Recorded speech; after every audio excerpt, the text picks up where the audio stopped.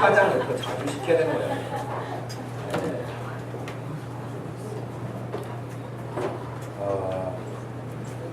벌써 우리 이제 6년이 지나가고 있잖아요. 그러니까 초등학교 조그만 애들 애들이 육강에서 또 앞으로 몇 년 지나면 다 청년들로 바뀌지 않겠어요. 그러니 우리가 열심히 아이들을 위해서 더 기도를 많이 해야 되겠고 전도하는 일도 열심히 해서 지금 강지은과 제일적지라는 제도 금방 커서 이제 한 몫을 하겠죠. 하나님을 찬양하는 일에도 우리 중고등부 아이들이 더 힘차게 더 즐거움으로 날마다 하나님 앞에 설 수 있기를 바랍니다. 오늘 우리에게 주시는 말씀은 에베소서 4장 17절에서 24절 말씀.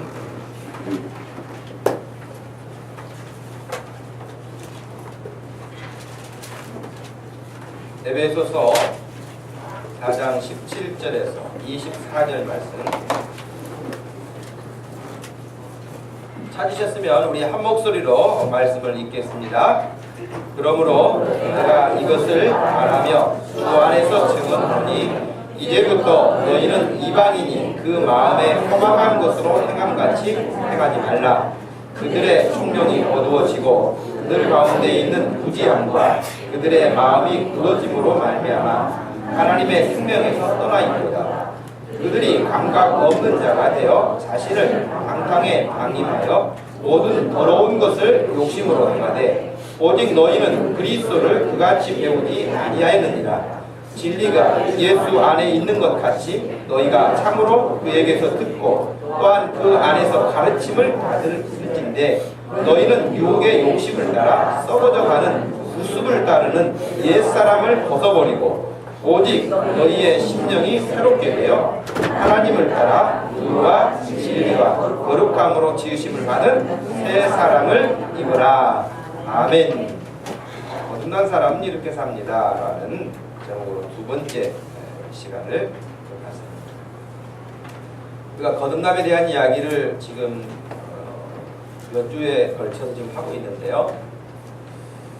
거듭난 사람은 정말 어떻게 사는가? 거듭난 사람은 이라는 말을 엄밀하게 보면은 또 다른 말로는 예수님 믿는 사람은 누가 아니겠습니까? 예수님 믿는 사람은 어떻게 사는가 하는 것일 수 있어요. 그러니까 교회 다니는 사람은 어떻게 사는가가 아니고요. 예수 믿는 사람은 어떻게 사는가. 그러니까 교회 다니는 것과 예수를 믿는 것은 분명히 차이가 있는 거예요. 거듭난 것과 거듭나지 않은 것의 차이가 명확하게 있는 것처럼요. 그럴 수 있어요. 근데 우리가 좀 혼란스러운 것은 뭐냐면 거듭난 사람하고 거듭나지 않은 사람하고 구분하기가 좀 어렵다는 거예요. 왜냐하면 거듭나지 않은 사람도요. 거듭나지 않은 사람도 찬송할 때 찬송을 합니다. 기도할 때 눈 감고 있습니다. 봉사활동도 합니다. 성경 지식도 있습니다. 그러니까 이게 거듭난 사람인지 거듭나지 않은 사람인지 그거 가지고는 얼른 분별하기가 어려워요. 이 마이크도 좀 거듭나야 될 필요성이 있는 것 같아요. 그러면은 예배를 방해하고 그런 이러다 보면 팔아버리는 경우가 있다는 거예요. 네. 그래서 여러분 거듭난 사람은 그냥 교회 다니는 정도의 수준이 아니라 명확하게 그 사람에게서 다른 모습을 볼 수 있는 거예요. 예수 잘 믿는 사람은요 달라요. 분명히 다르죠.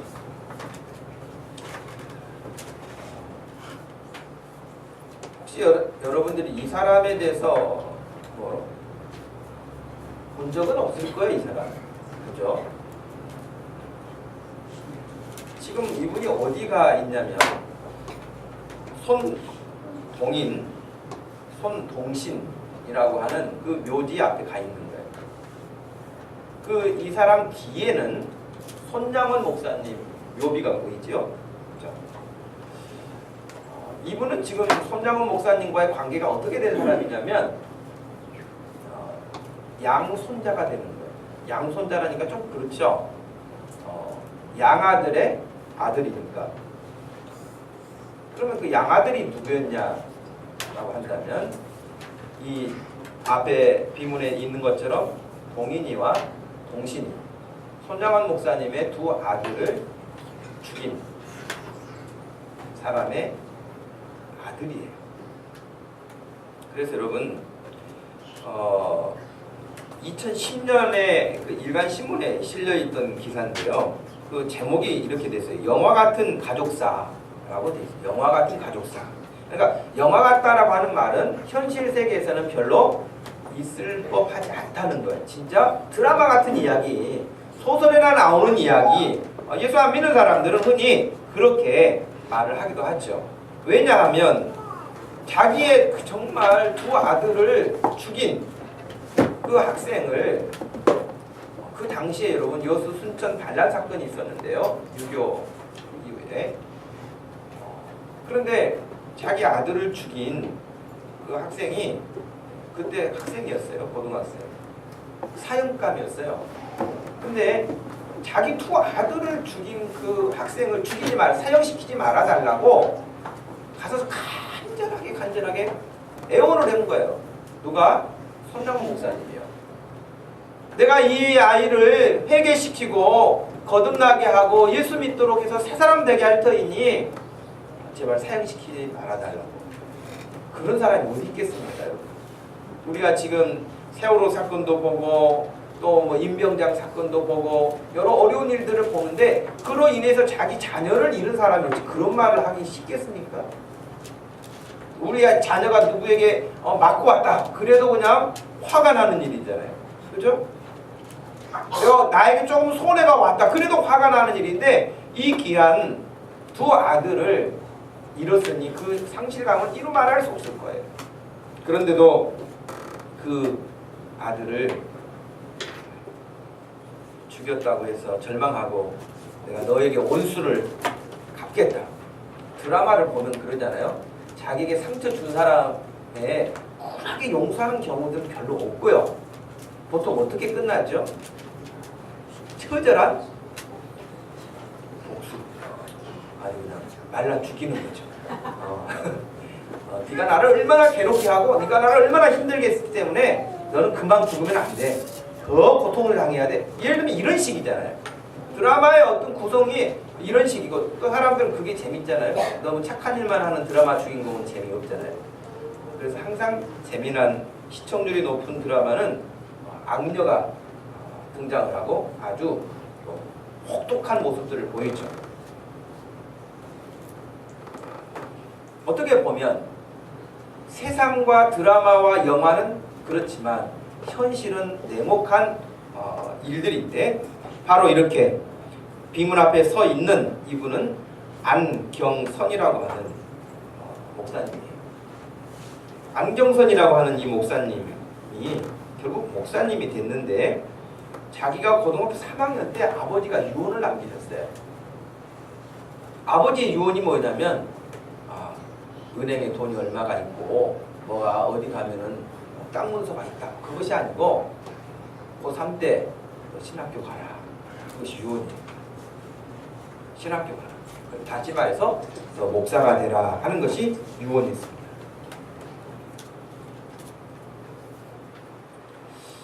여러분, 아버지가 남긴 마지막 유언을 따라서 결국에는 신학 공부를 하게 되고 목사님이 된 것이죠. 근데 이 사람이 목사님이 되기 전까지의 그 과정이 그 신문에 소개가 됐었는데요. 아버지 장례식에 어떤 분이 이렇게 오셨대요. 오시면서 자기는 잘 모르는데 자기에게 양 작은아버지다. 그러니까 이게 친족 관계가 아니기 때문에요. 양자가 늘 들어가게 되는데 작은아버지다. 그러니까 손동인 그 동생 있죠. 그 손장원 목사님 아들 있죠. 그래가지고 너희 아버지의 이야기를 잠깐 들려주고 사랑의 원자탄이라고 하는 손장원 목사님의 일대기 책을 전해주고 갔어요. 그래서 이 안경선이라고 하는 그 당시 고3이 되었던 학생은 영문도 모르고 그 책을 받아서 읽게 되었고 그 모든 내용들을 통해서 결국 자기 아버지가 손장원 목사님의 두 아들을 죽였던, 근데 자기 아버지를 죽이지 않고 양 아들로 삼아가지고 보호해주고 길러주셨던 그런 손장원 목사님의 삶을 보고 이 사람이 조금씩 그냥 있을 수가 없었어요. 그래서 결국에는 그가 공부를 해서 부끄럽지 않는 목사가 되겠다라는 그런 마음의 각오를 가지고 공부를 하고 목사님이 된 거예요. 그런데요, 이 사람이 이런 마음가짐을 가질 수 있게 했던 것은 바로 손장원 목사님이 보통 사람으로서는 할 수 없는 그 일을 예수 믿는다고 하는 것 하나 때문에, 예수 믿는 목사님이기 때문에, 근데 예수를 그냥 거저 교회만 다니는 정도가 아니라 진짜 예수 그리스도를 믿는 사람이고 거듭난 목사님이었기 때문에 그 당시 여러분 요소 애양원도 한번 가봤습니다만은 그 뭐 전 시대에 있는 의료 기구들이나 사진들이나 이런 자료들을 보면 끔찍해요. 거기 같이 사는 것조차도 힘들 만큼이에요. 그런데 여러분 손장원 목사님은 어떤 일까지 하셨냐면 나 환자들이 살이 썩어가는 병이거든요. 살이 썩어가요. 뼈도 썩어가고요. 그러니까 무섭죠. 근데 그 이제 직무를 다 제거해야 되는데 옛날에는 의료시설이 충분치 않았기 때문에 그런 막 부패된 어떤 부분들을 입으로 빨아내서 치료를 했다고 해요. 그러니 얼마나 어려운 일을 하신 겁니까? 그런데다가 이제 두 아들을 잃었는데 그 죽인 학생까지 양아들로 삼았으니 이분이 보통 분이 아니다. 그런 생각이 들죠. 근데 여러분 손장원 목사님은 원래 여수가 고향이 아니세요. 경상도예요. 경상도 함안 출신이라고 되어 있는데 여수에서 내양원을 통해서 그렇게 환자들을 섬긴 거예요. 그런 거 보면 오늘날도 여러분 우리나라에 뭐 대통령 선거가 있거나 총선이 있거나 국회의원 선거를 하거나 그러다 보면 우리나라 아직도 먼 것 같아요. 전라도는 전라도, 충청도는 충청도, 경상도, 강원도는 누구 나오는 사람 없으니까 아무나 그냥 우리는 북한하고 가까우니까 그냥 안보 튼튼히 하면 된다 그 생각만 하고 개념들이 굉장히 빈약하단 말이에요. 그래서 제가 생각했을 때 야, 이 사람은 정말 나라를 위해서 일할 사람이야. 당하고 상관없는 사람이야. 그래가지고 뽑아주는 경우가 거의 없어요. 이 이야기를 왜 드리냐면 예수님을 안 믿는 사람들은 그렇다고 쳐요. 근데 예수님 믿는 사람들조차도 그런 생각에 빠져있으면 안 되잖아요. 여러분도 당 보고 찍습니까? 여러분도 예를 들어서 아무 생각 없이 그냥 나는 이쪽 지역 출신이니까 이렇게 한다 그렇습니까? 그런 사람은 거듭나서도 조금 덜 떨어진 거듭나고 그런 사람. 정말 이 지금 손장원 목사님처럼 경상도에서 고향이 있고 출신이지만 전라도에 가서 그 어려운 나환자들을 섬겨도 그것은 지역하고 상관없는 거잖아요. 그런 마음을 가지고 나라를 바라봐야죠. 지금 대한민국에 일하는 모든 정치인들도 그런 마음이 없이는 결국에는 자기 배부르게 하는 것밖에 더 있습니까? 자기 잘 먹고 자기 지역 잘 먹고 잘 살게 하는 거, 그거 다른 사람들은 피해를 본다 할지라도 우리 지역만 잘 살면 된다, 이런 생각을 가지고는 나라가 잘 될 리가 없지요.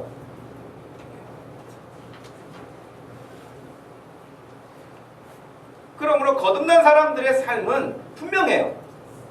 옛날에 살았던 삶의 방식을 가지고 살지 않아요. 그러니까 삶의 방식이 다르기 때문에 보통 사람들이 사는 방법과는 분명히 차이가 나니까 저 사람은 왜 저렇게 사는가 눈에 띄겠죠.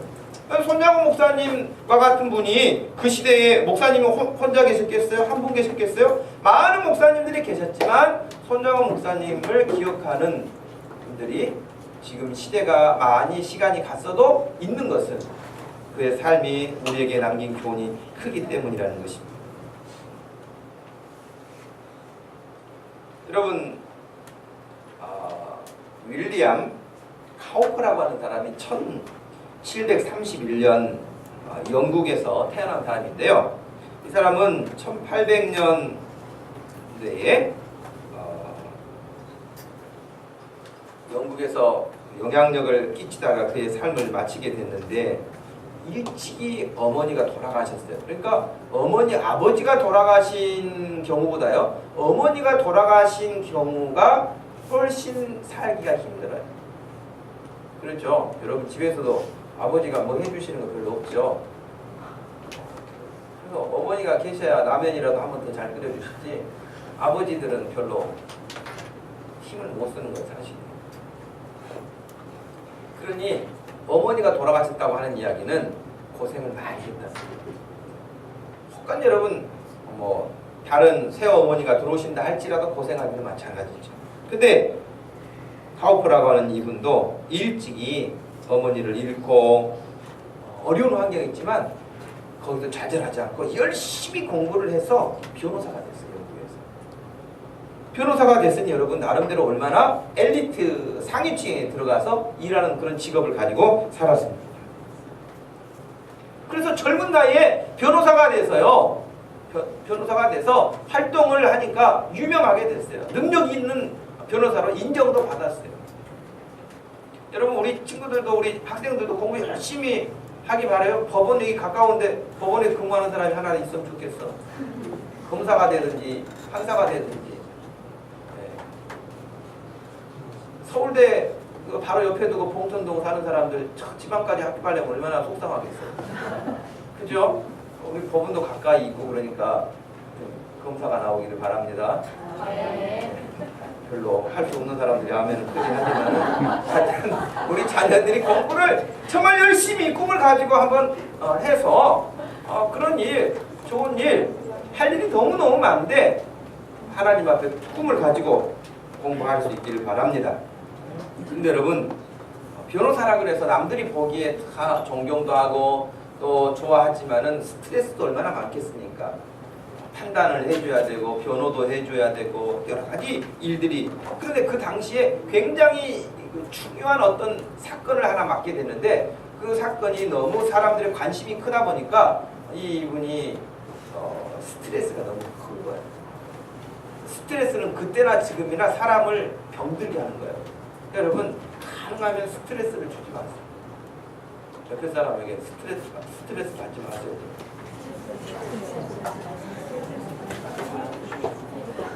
스트레스 받지 말고 스트레스를 주지도 말고 그래야 돼요. 물론 전혀 우리가 거기서 자유할 수는 없지만 말이죠. 그런데 결국에는 이분도 스트레스가 강하게 짓누르니까 어디까지 갔냐면 우울증에 빠지게 되고 우울증이 더 깊어져 가지고 어디까지 내려갔냐면 내가 이렇게 살아서 뭐 하겠는가 하는 자기 삶의 비관을 하는 자리까지 내려갑니다. 그래서 죽으려고 했어요. 그러니까 변호사야. 잘 나가. 인정도 받아. 그런데 어떤 큰 사건 때문에 스트레스가 심해져. 그것을 감당하기가 어려워. 그러니까 자기 기분도 우울해져. 그것이 점점점 더 강해지니까 내가 살아서 뭐 하겠느냐라고 자기 의미 없는 존재로까지 자기가 떨어지는 거예요. 그래서 여러분이 이분이 변호사였지만 스스로 생명을 끊으려고 결심을 합니다. 그런데 그때에 그 주변에 그를 잘 아는 친구 여럿이 있었는데 그 사람에게 예수 그리스도의 복음을 전한 거예요. 예수 그리스도의 복음을 전해서 결국은 전도를 했는데 그 전도를 통해서 이분이 성경을 읽게 되고 하여튼 뭐 죽기 전에 못 해볼 게 뭐가 있느냐 어떤 그런 마음들이 그에게 있었는데 결국 성경을 읽다가요 이분이 하나님을 만났어요. 그리고 내가 왜 이런 생각을 하는가 이 쓸데없는 생각을 하는가 라고 하면서 그 자기를 짓누르는 우울증, 스트레스, 자기 어떤 자존감이 낮아진 이런 모든 것들로부터 완전히 해방됐어요. 여러분 예수 잘 믿는 사람의 가장 큰 특징 가운데 하나는 굉장한 자신감이에요. 그리고 얼굴이 우울한 모두가 아니에요. 아무 대책 없이 밝은 사람도 있지만 그냥 왜 이 단서를 붙이냐면 그냥 자신감 있다 그러면은 아무것도 못하면서 그냥 자신감 있다 그냥 헛된 자신감에 빠지는 사람도 있을까봐 그런 거예요. 그런데 진짜 예수 잘 믿는 사람 가운데는요 자신감이 있어요. 세상 두렵잖아요. 지금 여러 가지 장애물이 있지만 이건 문제되지 않다는 것을 확신하고 있어요. 그러니까 자신감이 있고요. 우울하지 않아요. 얼굴이 밝아요. 네. 여러분들이 거울 앞에 섰을 때 여러분 얼굴 보면 여러분들의 믿음 정도도 온도계처럼 이렇게 보일 거예요. 어찌됐든 이분은 깨끗하게 자유함을 얻게 되는데 그 기간이 10년이라는 세월이 걸렸어요. 성경 읽으니까 바로 그냥 그렇게 된 게 아니고 성경 읽고 또 기도하고 믿음 생활하고 말씀 듣고 하는 이런 시간들을 거치면서 10년이라고 하는 세월이 지나기는 했지만 완전히 그러한 것들로부터 자유하게 됐고 십자가에서 자기를 대신하여 죽으신 예수 그리스도의 복음을 그가 완전히 깨닫게 되어지고 내가 이제는 허망한 것을 위해서 살지 않겠다라고 그의 마음에 결단이 서게 됩니다. 그가 성경 스가랴서 13장 1절 말씀을 읽게 됐습니다. 그 말씀이 무슨 말씀일까요?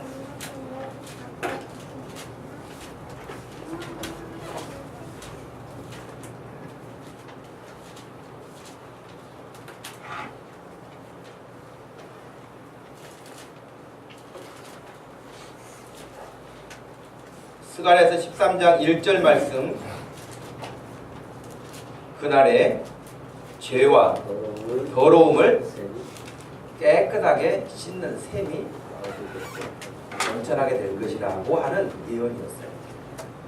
그 말씀을 읽는 중에 더러움을 깨끗하게 씻는다고 하는 자기의 온갖 추악한 기억하고 싶지 않는 악함 이런 모든 것들을 씻는 그 샘물과 같은 역할이 스가랴가 예언했던 것이 바로 신약에서 예수 그리스도시구나 라고 하는 것을 깨닫게 되고요. 그가 감동을 받아서 지은 찬송가가 바로 258장이에요. 여러분 찬송가 258장 한번 펴보시겠습니까?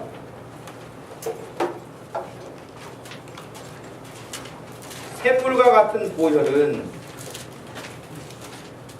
주님의 피로다. 보혈에 죄를 씻으면 정하게 되겠네. 정하게 되겠네. 정하게 되겠네.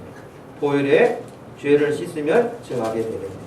이 사람이 여기에 대해서 너무 눌림이 있었기 때문에요. 그 눌림으로부터 자유함을 얻는데 자기가 깨끗하게 되어지는 것은 예수 그리스도의 보혈이다 라고 하는 확신을 갖게 됐어요. 근데 우리나라 이제 그 찬송가 작사를 통해서 번역을 할 때에 이 부분을 설명해서 풀어서 할 수가 없잖아요. 그러다 보니까 번역이 이렇게 돼 있지만은 원래 원문에 나와 있는 영어 가사의 번역을 직역을 하면은 이렇게 돼 있어요.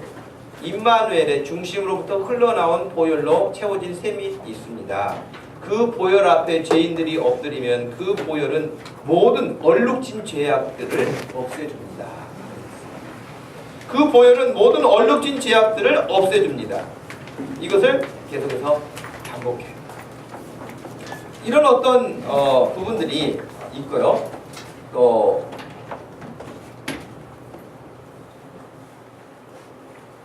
죽어가는 저 어린 양의 그 죄값, 그 값진 보혈, 그 능력은 영원할 것입니다. 그리스도의 속죄함으로 우리는 모든 죄에서 해방될 것입니다. 하는 것이 이 찬송가 가사예요. 근데 이제 우리 가사는 너무 이게 단순화시켜가지고 이 감정이 잘 안 일어나는 것도 사실이에요. 그래서 제가 여기 관련돼 있는 찬양을 한 곡 같이 들어볼까 싶은데요.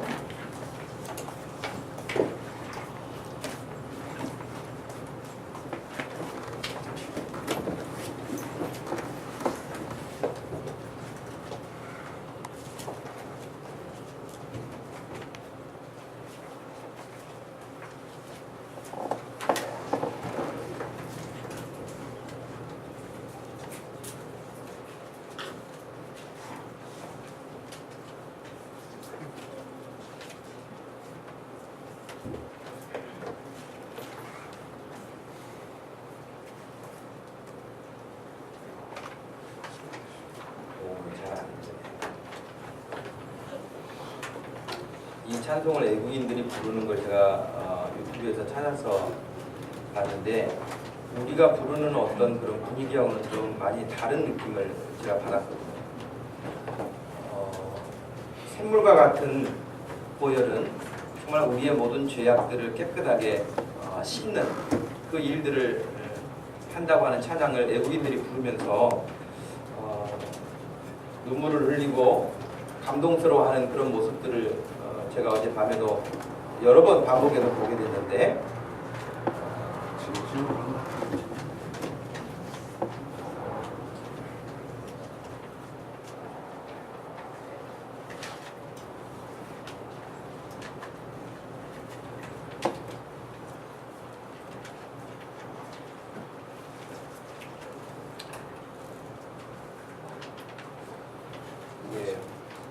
여러분한테 오기 전까지만 해도 잘 되는데 여러분 앞에만 이렇게 안 되는 부분이 있어요.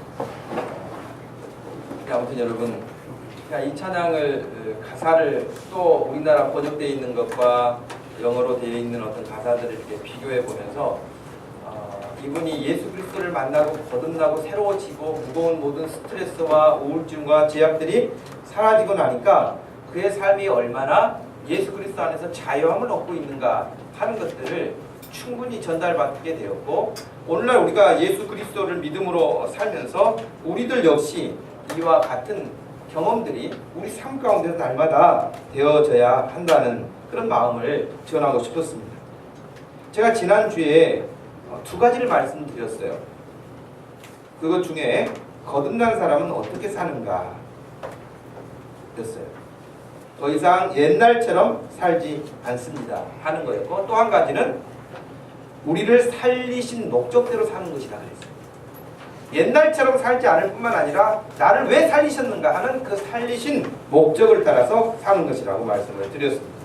오늘 말씀도 아주 비슷해요. 저는 에베소서 말씀이 이미 그 존 스토트라고 하는 목사님은 에베소서에 기록되어 있는 어떤 그런 말씀들은 이 세상에 속한 사회가 아니라 예수 그리스도 안에서 새롭게 시작된 사회에 백성들이 사는 모습을 우리에게 알려주는 새로운 시민법과 같다. 그렇게도 말씀을 전한 사람이 있거든요. 근데 왜 사도 바울이 에베소에 그런 말씀을 전했을까? 여러 가지 원인이 있겠죠. 에베소 사람들도 역시 말씀을 배워서 들어서 전도를 받아서 교인이 됐고 그리스도인이 됐고 거듭난 사람이 됐는데 살다가 보니까 잊어먹고 망각하고 희미해지고 옛날의 습관들이 와서 다시 나를 공격하고 그러니까 무너지는 이런 일들이 반복돼서 사도 바울이 그들에게 편지를 보내서 예수 믿는 사람은 거듭난 사람은 이런 삶을 산다라고 하는 것을 다시 상기시켜 주었던 거예요. 그것이 오늘 다시 두 가지를 말씀드리려고 하는데 그 첫 번째가 뭐냐면 이방인들이 허망한 것을 행한 것처럼 너희들은 그렇게 하지 말라. 그랬죠. 이 말을 다르게 하면은 예수님 모르는 사람들처럼 살지 말라는 거예요. 거듭나지 못한 사람들처럼 살지 말라는 거예요. 이유는 간단하고 분명합니다. 사람들의 마음에는 늘 허망한 것을 따라서 살아가기 때문입니다. 허망한 것이 무엇일까? 우리나라 국어사전에서는 명사로 분류를 하면서 허망이라고 하는 그 단어에 거짓되고 망령된 것이라 그랬어요. 또 어이없고 허무한 것이다 그랬어요. 누가 이런 허망한 삶을 살고 싶어 할까요? 아무도 없어요. 그죠? 다 보람된 인생을 살고 싶죠. 즐겁고 유익한 시간을 여러분의 인생에서 누리고 싶죠. 그런데도 불구하고 모두가 그런 인생을 살고 싶은데도 불구하고 성경에서는요 허망한 인생을 사는 사람들이 더 많다는 거예요.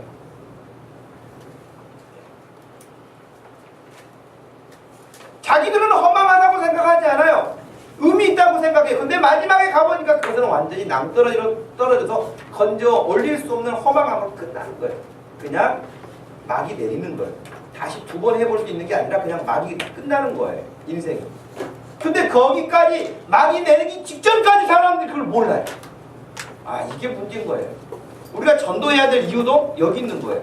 사람들은 막이 내리기 전까지는 어떻게 될 것인지를 모르는 거예요. 마지막 순간까지도 속는 것이죠. 어떤 사람은 돈, 어떤 사람은 지식, 어떤 사람은 권력, 어떤 사람은 배경, 어떤 사람은 세상의 즐거움, 뭐 이런 것들을 끊임없이 이것만 하면 그런 것들을 계속해서 추구하고 가는데 마지막 결론은 허망으로 끝난다는 것입니다.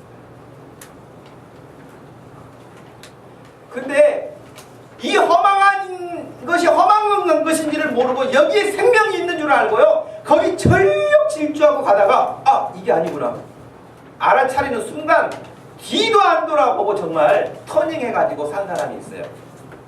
성경에서 사도 바울이죠.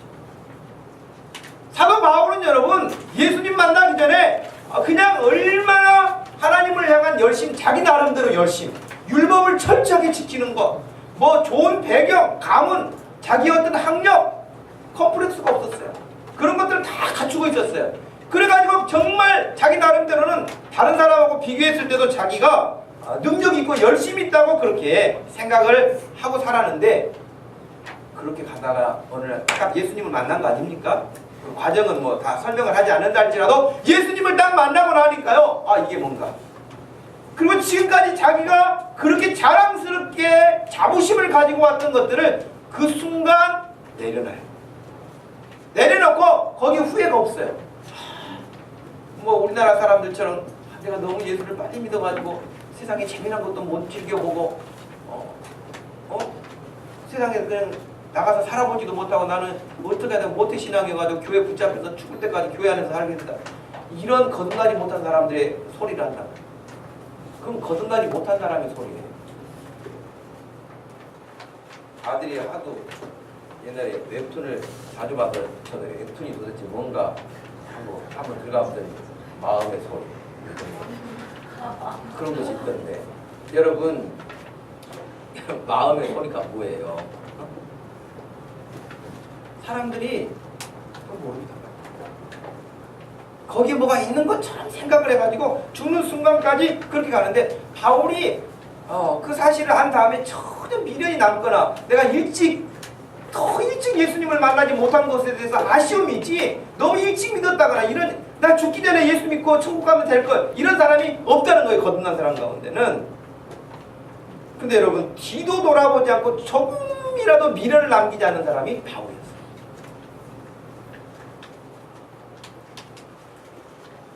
저는 여러분들이 그런 인생 되기를 바랍니다. 네. 예수님 만나고 교회 나와서 하나님께 예배하고 믿음으로 사는 여러분의 삶이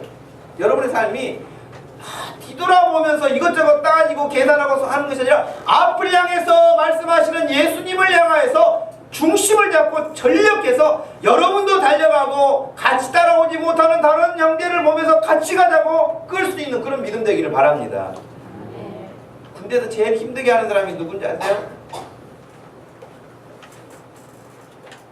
근데 여러분 완전 군장하고 정말 방독면까지 다 이렇게 허리다 묶고 허벅지에다 방독면을 막 허벅지에다 묶고 짐이 너무 많으니까 묶을 데가 없으니까 허벅지에다가 방독면을 묶고 뛰어요. 여러분 구보를 하면은 그냥 몸으로 뛰기도 힘든데 그걸 다 완전 군장하고 뛰면 얼마나 힘듭니까? 근데 소대별로 갔다 와야 돼요. 자기 혼자 잘나서 갔다 와서 되는 것도 아니고 그 소대원이 같이 갔다 와요. 아 근데 거기는 또 체력이 다 다르잖아요. 어떤 사람은 처음에 막 달리다가 반환점 가기도 전에 퍼져 못 간다는 거야. 그럼 옆에 사람이 그 사람 대신 총도 또 대신 매줘요. 자기도 힘든데 옆에 사람 총까지 터면이 얼마나 힘듭니까? 총만 맡기는 게 아니라 좀 가면은요 자기가 메고 있던 배낭도 다 다른 사람이네. 그 옆에 사람은 뭔 죄야? 허약한 체질 만난 소대원 때문에 고생을 배로 하는 거예요. 거기서 끝나는 게 아니야. 뭐가 남았을까요? 나중에는 자기 몸도 미치래. 그러면 그 몸까지 끌고 가줘야 돼요. 그 얼마나 힘듭니까? 그러니 여러분 옆에 분 보시면서 그냥 교회 자기 발로 온 것만 해도 고맙다 하고 인사하세요. 가서 그 끌고 오기 얼마나 힘들겠어요. 자기 발로 온 것만 해도 고마운 일인데 예수 믿는 사람들이 더 능력 있는 사람으로 되어서 다른 사람을 끌 수 있는 사람이 되어야지. 그렇죠? 끌 수 있는 사람. 여러분 전도서에 보시면 너무 잘하는 말씀이 있어요. 전도서 1장 2절 말씀.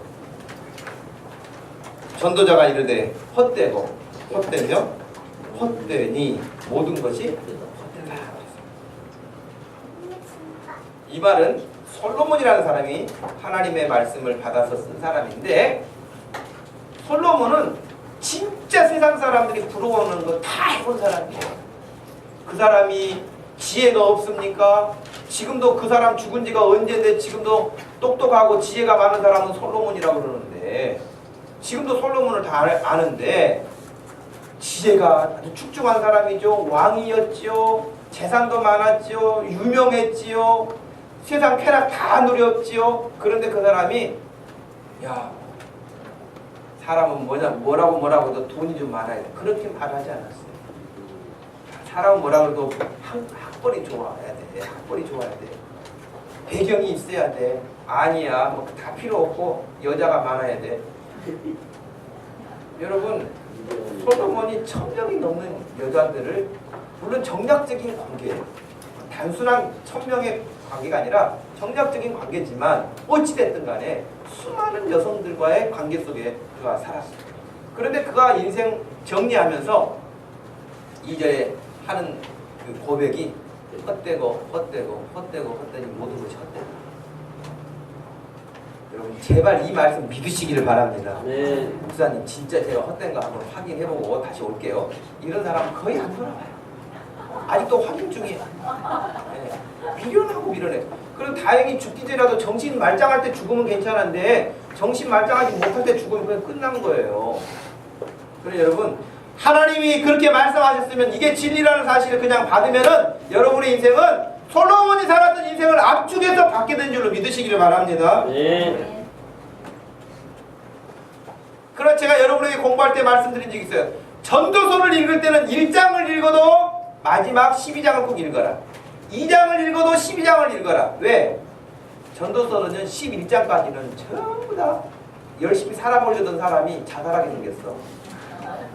11장까지는 왜? 다 허망하다는 거야. 공부하는 것 그것도 쓸데없다. 고3들이 제일 받기 좋은 이야기지만은 책을 많이 쓰는 것도 사람을 피곤하게 하는 일이다. 이러면서 다 그렇게 이야기를 한단 말이에요.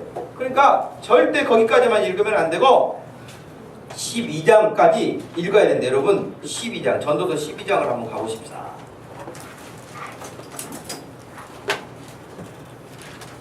전도서 12장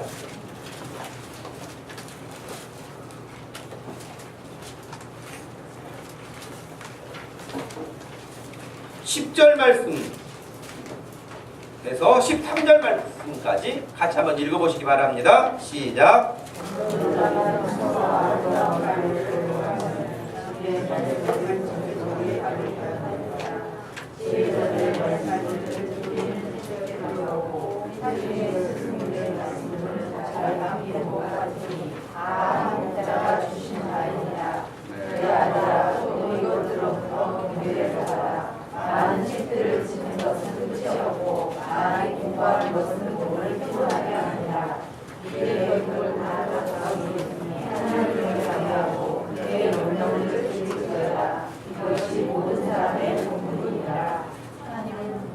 예,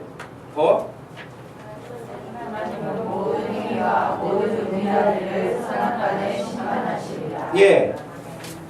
13절 특별히 일의 결국을 다 들었으니 내가 허망하다 이야기까지 다 했으니 하나님을 경외하고 그의 명령들을 지킬지어다. 이것이 모든 사람의 본분이다. 이렇게 말씀을 마무리하면서 14절에 하나님은 모든 행위와 모든 은밀한 일을 선악간에 심판하신 것이다. 허망한 인생 살지 말라고 솔로몬을 하나님이 통해서 우리에게 다 이미 경험한 것들을 다시 들려주신 거예요. 그런데요, 성경에 보면 어리석은 사람들 굉장히 많이 나옵니다. 성경에 어리석은 사람이 참 많이 나와요. 그 중에 여러분 누가복음 12장에 보면은요, 누가복음 12장에도 어리석은 사람이 나와요. 그때에 예수님이 하신 말씀이 나와요. 12장에 보면은 무리 중에 한 사람이 이르되 선생님 내 형을 명하여 유산을 좀 나누게 해주십시오. 그랬더니 예수님이 하여튼 자초지종 다 끝내고 야 내가 재산이나 나누는 그런 사람이로 보이느냐 그러면서 그 사람에게 딱 말씀하셔요. 너 마음속에 있는 탐심을 물리쳐라. 사람의 생명이 돈에 넉넉함에 있지 않다. 그렇게 말씀을 해주셨거든요. 그러시고 나서 어리석은 부자의 비유를 해주신 거예요. 아주 그냥 농사가 잘 돼가지고 곡식이 많으니까 창고를 또 짓고 이거 여러 해 내가 먹고 살기 충분하니까 먹고 마시고 즐기자라고 그렇게 어리석게 말하고 있는 부자를 향해서 오늘 밤에 너의 영혼을 아버지께서 다시 찾아가신다면 너 지금 창고 짓고 쌓아놓은 것들이 누구 것이 되겠느냐라고 말씀하신 장면이 거기에요. 근데 여기 이 어리석은 부자는 여전하게 허망한 것을 붙잡고 그것이 그의 인생의 생명을 대신해 주지 않는 거예요. 여러분 또 한 가지 보면은 마태복음 19장에도 나와요. 마태복음 19장에도 보면은 말씀이 나옵니다. 어떤 사람이 주님께 왔어요. 선생님, 내가 무슨 선한 일을 해야 영생을 얻을 수 있습니까? 네가 성경을 어떻게 외우고 어떻게 가르침을 배웠느냐? 십계명을 지켜야 됩니다. 율법을 지켜야 됩니다. 안식일을 지켜야 됩니다. 그게 잘 배웠다. 그렇게 하면 될 것이다. 이렇게 말씀을 하시면서 말씀하셨어요. 그런데 너의 재산을 가난한 자들에게 나눠주고 나를 따르라. 그러니까 이 사람이 분명히 마태복음 19장에 22절 이렇게 돼 있어요. 그 청년이 재물이 많음으로 이 말씀을 듣고 근심하고 가버렸다고 그랬어요. 재물이 많기 때문에 그 재물 붙잡느라고 예수님을 따르는 것을 하지 않는 거예요. 왜 이렇게 살게 되었을까?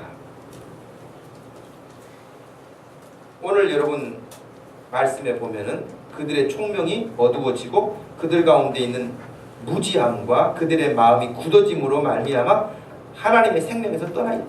그들이 감각 없는 자가 되어 자신을 방탕에 방임하여 모든 더러운 것을 욕심으로 행하기 때문이다. 답이 나와 있어요. 왜 그 사람들이 그렇게 살아요? 왜 그 부자가 그렇게 율법도 잘 지키고 믿음으로 사는 것 같은데 예수님이 하신 말씀을 따라 하지 못하고 재물이 많으니까 재산이 많으니까 근심하고 다시 돌아가요? 왜 어리석은 부자가 그렇게 풍년이 들었는데 그 풍년 든 기쁨을 결국 자기 먹고 마시고 즐기는 것으로 끝나요? 답이 나와 있죠. 18절 19절 말씀. 첫째, 그들의 머릿속에는 총명이 어두워졌다. 어두워졌어요. 무지해.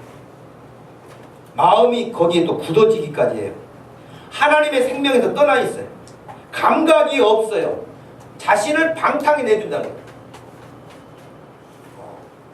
여러분 몸에서도 감각 없는 기관이 어디입니까? 여러분 몸에서도 감각이 없는 부분이 어디예요? 머리카락? 대부분 그냥 발 뒤꿈치, 군살이 많이, 또 손으로 뭐 일을 많이 하는 사람들이 손에 군살이 박혀있는, 거기는 바늘로 찔러도 아프지가 않아요. 거기는 죽어있어요, 살이. 붙어있기는, 몸에 붙어있기는 한데 죽어있는 거예요. 그죠? 근데 오늘 이 말씀을 보니까요, 어떤 사람이 자기 자신을 방탕에 내어놓냐면 감각이 없는 사람이 있어요. 감각이 없어. 바늘로 찔러도 안 아파. 감각이 없다는 거예요. 죄를 지어도 감각이 없어요. 정욕을 따라 살아도, 하나님을 떠나 살아도 감각이 없어요. 죽은 사람이에요. 그건 거듭난 사람이 아닌 거예요.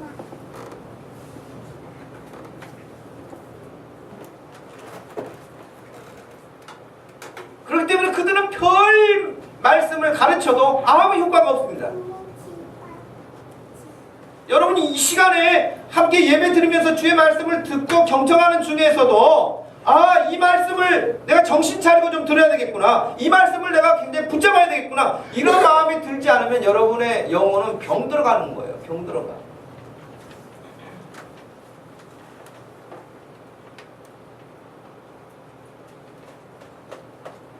서집사님 시골에서 닭 키워보셨죠? 닭이 죽어갈 때 주로 어떻게 현상을 보입니까?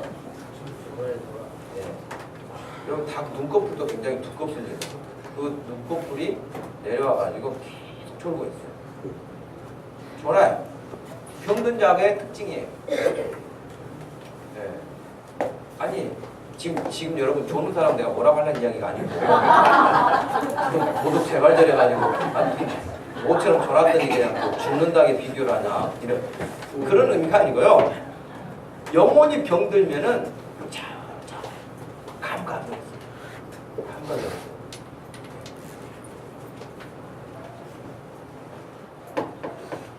제가 어떤 영상을 보니까요, 고양이가 악어를 악어하고 싸우더라고요. 고양이 먹이를 악어가 와서 먹으려고 하니까요, 그 악어에 비하면 주먹만큼도 되지 않는 고양이가 겁도 없이 달려들어요. 악어가 뒷걸음질하면서 도망가더라고요. 내가 놀랐어요. 그러니까 여러분, 생명이 있고 용기가 있고 하면은 글쎄 그 악어가 지식이 없었겠지. 저거 그냥 입 크게 벌려가지고 먹었으면 끝났을 텐데 뭐 그랬을 수도 있겠지만은 그 고양이도 대담한 고양이 있죠. 근데 여러분, 우리가 하나님 앞에 영이 살아있으면요, 무슨 말씀을 듣든지 그 말씀들이 내 삶에서 녹아나요. 그리고 내 삶을 활기차게 해요. 여러분 얼굴에 화장도 하고, 여러분 음식도 좋은 거 먹고 쉬기도 하고 막 이렇게 하는 것은 여러분의 몸을 건강하게 하는 게 이야기잖아요. 말씀을 듣는 중에 여러분이 살아있는 사람의 반응은 어떻게 되냐면, 여러분의 영혼이 피부가 팽팽해지는 것처럼 보톡스를 안 맞아도 팽팽해져요. 영혼이 살아요. 즐거워요. 입에서 찬송도 나와요. 근데 언제부턴가 내 입에서 찬송이 떠났다, 그 사람은 좀 문제가 붙은 거예요. 빨리 병원으로 가봐야 돼요. 여러분의 영혼의 병원은 교회예요. 제가 영혼의 병원의 의사니까 저한테 오면은 바로 진단이 나옵니다. 네. 그러니 여러분의 입에서 찬송이 떠났다, 감사가 없다, 재미가 없다, 요즘에 사는 맛이 없다, 이런 사람은 분명히 어떤 병적인 요소가 찾아온 거예요. 주저하지 말고 오시고 스스로 발견했거든 여러분 조치를 취하실 수 있기를 바랍니다. 마지막 한 가지 더 말씀을 드리면, 그들이 그렇게 감각 없이 살기 때문에 그러게 되는데, 그럼 우리 거듭난 사람이 어떻게 사느냐는, 우리는 적극적으로 성령을 따라 사는 것입니다. 여러분 20절 이하의 말씀 24절까지 한번 같이 읽어보겠습니다. 오직 너희는 그리스도를 그같이 배우지 아니하였느니라. 진리가 예수 안에 있는 것 같이 너희가 참으로 그에게서 듣고 또한 그 안에서 가르침을 받았을진데, 너희는 유혹의 욕심을 따라 썩어져가는 구습을 따르는 옛사람을 벗어버리고 오직 너의 심령이 새롭게 되어 하나님을 따라 의와 진리와 거룩함으로 지으심을 받은 새 사람을 입으라. 하루 종일 땀 흘리면서 일하고 왔던 그 작업복은 집에 와서 벗어버리는 거죠. 그리고 씻고 새 옷을 입어야 쾌적하죠. 그죠? 근데 먼지 잔뜩 묻은 작업복을 침대 이불 속에 입고 들어가는 사람은 아무도 없어요. 그럼 벗어버리세요. 여러분을 더럽히고 여러분을 욕되게 하고 여러분을 힘없게 하고 여러분을 믿음 없게 하고 근심 걱정하게 하는 모든 거 벗어버리세요. 벗어버리고 새 옷을 입으라는 거예요. 새 옷은 말씀을 듣고 이번 주간에도 나도 그러면은 내가 벗을 것이 뭔가 벗을 것을 찾아야 돼. 여기 보면은 분명히 벗을 것에 말씀을 하셨는데 22절에 너희는 유혹의 욕심을 따라 썩어져가는 구습이라 그랬어요. 그러니까 여러분들을 계속 유혹하는 게 있어요. 유혹하는 대부분은 여러분들을 헛되게 합니다. 여러분을 유혹하는 것은 여러분들을 망치는 것들이에요. 그래서 예수님이 우리에게 가르쳐 주신 기도에서 뭐라고 그랬어요? 우리가 시험에 들지 않게 하도록 기도하라고 가르쳐 주신 거 아니에요? 시험에 들게 하지 마옵시고 시험에 들게 하지 마옵시고 그런데도 조금씩 가. 그때는 또 기도가 뭐예요? 주여 어쩔 수 없나이다요. 시험에 들지 말게 해달라고 기도하는데도 불구하고 끊지 못하고 막 가요. 그때 해야 될 기도가 뭐예요? 나를 악에서 건져 주옵소서. 다만 악에서 건져 주옵소서. 그거 아닙니까? 주기도문을 왜 거기까지만 하고 기다리고 있습니까? 악에서 건져 주옵소서 하고 나와야지. 근데 별로 안 건져 주시네. 그러면서 가 계속 자기 하고 싶은 대로. 그게 망할 짓인 거예요. 그게 육신이 원하는 소욕대로 사는 유혹이에요. 근데 분명히 22절 말씀에 그것은 썩어져가고 구습이고 옛사람이라는 거예요. 옛사람의 습성이라는 거예요. 새 사람은 거듭난 사람은 그걸 좋아하지 않는다는 거예요. 여러분을 유혹하는 것들을 과감하게 버리시기를 바랍니다. 벗어버리시기를 바라요. 그리고 더 적극적으로는 23절 4절에 오직 너희의 심령이 새롭게 돼. 마음을 늘 새롭게 좋은 생각 하나님의 말씀 찬송 듣는 거 하나님의 사람들과 교제하는 거 이런 것들을 통해서 여러분의 마음을 늘 새롭게 하라는 거예요. 하나님을 따라서 거룩함으로 늘 새 사람이 되어가는 그 일을 위해서 하라. 에베소 교회 성도들 가운데 아직 옛 습관을 버리지 못하고 있는 그들을 위해서 바울이 강력하게 명령하고 있는 거예요. 벗어버려라. 던져버려라. 새 사람을 입으라 하는 거예요. 심령을 새롭게 하시기를 바랍니다. 여러분 날씨 더워진다고 몸까지 다 이렇게 축 처지는 것이 아니라 우리가 하나님 말씀을 따라서 그렇게 가야 되겠는데 문제는 거기인 것 같아요. 알아요.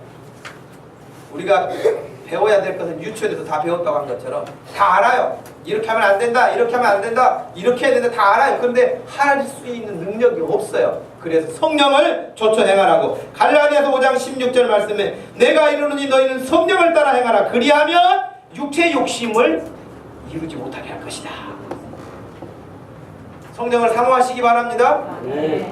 따라가세요. 성령님 나를 이끌어주세요. 성령님 나에게 힘을 주세요. 성령님 이기게 해주세요. 여러분 그렇게 할 때 여러분이 하나님을 향해서 그렇게 구할 때에 여러분이 실제적으로 하나님의 능력이 임하게 될 줄로 믿습니다. 거듭난 사람은 어떤 목사님이 교회에서 실험을 했어요. 특별히 남자들을 대상으로 실험을 했대요. 남자 집사님들 24시간 예수님 생각하기 프로그램을 했어요. 밥을 먹을 때도 화장실을 갈 때도 차 운전을 할 때도 어디 갈 때도 예수님을 생각하기. 예수님을 생각해라. 예수님을 생각해라. 24시간 훈련법을 남자들을 대상으로 했는데 놀라운 일이 벌어졌어요. 거기에 참여했던 사람들이 간증을 하기 시작했는데 목사님 진짜 처음에는 좀 피곤하기도 했는데요. 예수님만 생각하니까 옛날에 따라서 그냥 너무 쉽게 하던 죄 짓는 일을 못하게 됐어요. 예수님을 생각하니까 안 돼요. 그렇게 24시간 예수님만 생각하기로 했는데, 그런데도 어떤 집사님이 담배 피다가 그 목사님한테 건졌대요. 그런데 목사님이 뭐라고 하지 않고 그 집사님 가서 손을, 담배 잡고 있는 손을 꾹 한번 이렇게 잡았는데, 그 집사님이, 목사님 그렇게 제가 담배를 끊으려고 했는데 안 돼요. 그런데도 목사님이 할 수 있습니다. 주님이 능력 주시고 얼마든지 가능합니다. 그러면 또 격려를 했는데 그분이 담배를 끊었어요. 그렇게 술집을 안 들어갔다가 집에 가면 발걸음이 안 떨어지는 어떤 분도 술집을 안 가게 됩니다. 또 아내 몰래 나쁜 짓 하려고 항상 비상금을 가지고 다녔는데 비상금이 필요 없게 됐다. 네. 죄 지려면 다 돈이 필요해요. 근데 예수님만 생각하기 프로그램에 들어가가지고 하여튼 해봤는 참여하니까 예수님 생각하니까 잘 안 되더라는 거야. 죄 짓는 게. 여러분 성령을 사모하십시오. 네. 성령을 사모하면 능력에 하나님께서 여러분을 붙들어 주시고, 그래 내가 너를 이길 수 있도록 힘 줄게, 한번 해봐, 이렇게 하나님이 격려하셔서 여러분들도 다 믿음으로 승리하게 될 줄로 믿습니다. 거듭난 사람의 능력 있는 삶으로 우리가 다음 주에 모였을 때는 승리의 찬양을 더 하나님께 드릴 수 있는 그런 믿음들 되기를 주님의 이름으로 축복합니다. 우리 한번 같이 기도하십시다. 기도할 때 하나님 이 시간 저를 새롭게 해주세요. 더 새롭게 해주세요. 성령님 특별히 여러분에게 능력 주시고 감동 주시는 성령님을 따라서 기도하세요. 성령님 저에게 능력을 주시고 제가 주의 뜻을 따라 살게 해주세요. 성령님 제가 주님이 원하시는 일에 순종할 수 있게 해주세요. 유혹에 빠지지 않게 해주세요. 옛날 구습을 따라 살지 않게 해주세요. 예수님이 말씀하신 것 따라가게 해주세요. 여러분, 여러분의 각자의 마음에 있는 것들을 소리내서 여러분의 귀에 들릴 수 있도록 소리내서 같이 한번 기도하십시다. 하나님 아버지 고맙고 감사합니다. 이 시간 저희들에게 귀한 시간을 주셔서 예배하는 중에 하나님의 말씀을 듣게 하여 주시고, 우리가 구습을 따라 살지 아니하고 새 사람을 따라 하나님 앞에 믿음으로 살게 해주신 것을 감사합니다. 이제 우리가 주님을 따라 믿음으로 나갈 때에 하나님 약하다는 핑계를 앞세우지 않게 하시고, 날마다 순간순간마다 주님을 기억하게 하시고 주님을 향하여서 도움을 요청하게 하여 주시고, 거듭난 사람답게 하나님의 사람답게 하나님 넉넉하게 이 세상의 유혹을 물리치고 예수님처럼 승리하며 살게 하여 주옵소서. 나는 할 수 없기도 합니다. 무능하기도 합니다. 약하기도 합니다. 넘어지기도 합니다. 그럴 때마다 또 주님을 바라보고 주님께 도움을 요청하여서 한 사람도 쓰러진 사람 없이 다 먼지를 털고 일어나는 것처럼 죄악들을 털어버리고 구습을 다 털어버리고 일어나게 하여 주시옵소서. 하나님의 나라를 위하여서 존귀한 자들로 쓰임받게 하시고 어디를 가든지 무엇을 하든지 주의 이름을 영광스럽게 자랑스럽게 할 수 있는 하나님의 백성들 되게 하여 주시옵소서. 하나님 감사합니다. 이 시간에 저희가 주의 말씀을 다시 대하면서 거듭난 사람이 어떻게 살아야 될까, 거듭나지 못한 사람들이 그 영혼이 죽어 있는 것처럼 감각이 없어서 자기의 인생을 탕진하고 있는 것처럼 하나님 우리의 인생이 그리 될까 두렵사오니 허망한 것들로부터 우리를 건져내 주시옵시고 유혹으로부터 우리를 건져내 주시옵시고 악한 것들로부터 우리를 건져내 주시옵소서. 성령님을 사모하는 중에 할 수 있고 능력 주시는 그분 안에 우리가 거하게 하시고, 이번 한 주간도 각자의 생활의 터전에서 우리 하나님이 기뻐하시는 선한 열매들이 풍성해지게 역사하여 주시옵소서. 감사하신 예수님의 이름으로 기도하옵나이다. 아멘. 다같이 이 자리에서 일어나셔서 289장을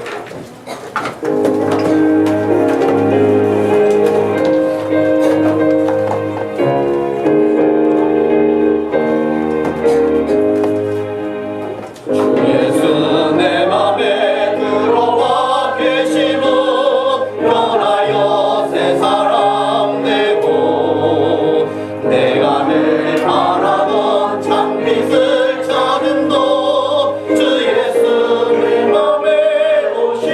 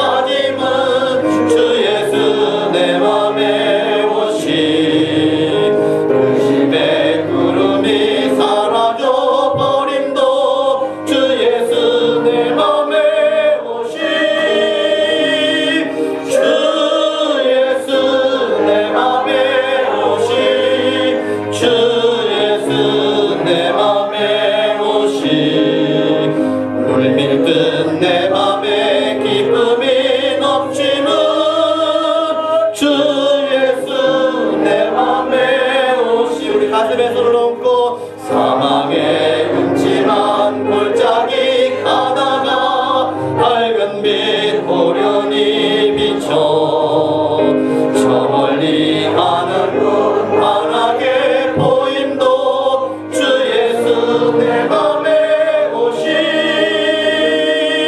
주 예수 내 맘에 오시 주 예수 내 맘에 오시 물밀듯 내 맘에 기쁨이 넘치는 주 예수 내 맘에 오시 내가 저 천성에 올라가 살기 주 예수 내 맘에 오시 천성에 올라가 주님을 그 기쁨 비길 데 없네